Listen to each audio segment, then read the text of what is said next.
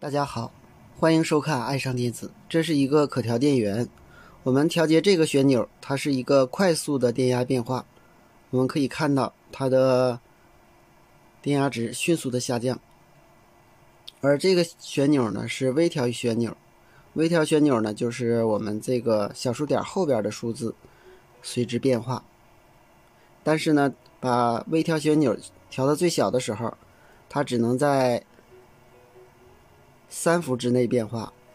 而我们这个可调旋钮呢，它能够在0到31伏变化。这个电流的电位器同样是一个粗调一个细调，它也是这边是微调旋钮。微调旋钮同样是对小数点后边的数字进行细调，而粗调旋钮呢，主要是调节1安以上的电流。那么电路是如何实现的呢？下面我们打开看一下。好，把它打开了，它是由这个连接线连接到我们这个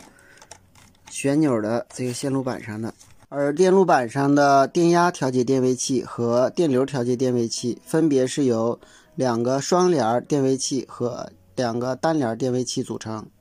上边的一个单联电位器和一个双联电位器分别是电压调节的粗调旋钮和细调旋钮，下边的单联电位器和双联电位器同样是电流的粗调旋钮和细调旋钮，单联电位器就是粗调旋钮，而双联电位器就是细调旋钮。这样同样看不出它的电路构成。下面我们通过一个简单的电路图来详细分析一下它的工作原理。好，我们看一下这个图，这2个就是一个双联电位器，分别是500欧的，这个呢是单联电位器，是 5K 的。这个单联电位器就是粗调旋钮，这2个呢是细调旋钮。很显然双联电位器是联动的，也就是说这个中心抽头向上的时候，这端也向上，这时呢这端就直接接地了。这端呢是5伏通过这个500欧的电位器送到我们这个粗调旋钮上，这样粗调旋钮的上方就低于5伏，而下边呢就等于0伏。如果双联电位器的中心抽头向下滑动，滑到底儿，这样呢单联电位器的上端为5伏，下端是通过500欧电阻接地，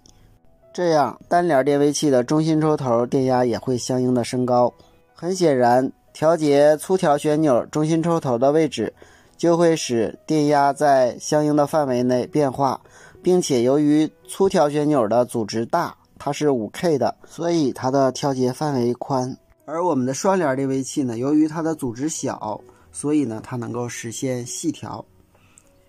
这个位置的电压就决定了我们后级输出电压的高低。为什么呢？因为我们看这个位置呢是通过 10K 电阻接到我们的比较器正向输入端，而反向输入端呢是接输出的电压，输出电压通过上限流下分压电阻得到一个基准电压。实际上这个电压是变化的，因为后边的电压升高，这个位置的电压也升高，后边的电压下降，这个位置的电压也下降。而我们这个位置的电压呢是能够通过电位器的调节来变化的。那么当反向输入端高于正向输入端，也就是说当后级的电压升高的时候，那么这时呢只要反向输入端高于正向输入端，这个位置就会输出低电位，它输出低电位，这个光偶内部的发光管就会发光，那么光偶4三角就会导通，使我们后边的芯片占空比减小，这样呢输出电压就会降低。而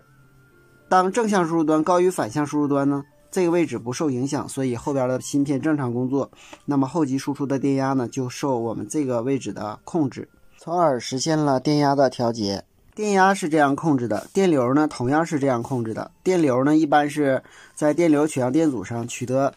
电流值，然后呢再经运放放大以后，因为运放放大是成比例的，然后呢送到这个位置，然后经电阻分压，或者是呢不经电阻分压直接送到这儿，然后呢与我们的这个电位器输出的电压进行比较，从而呢来控制我们后级的输出。好，今天咱们就到这里，谢谢大家，再见。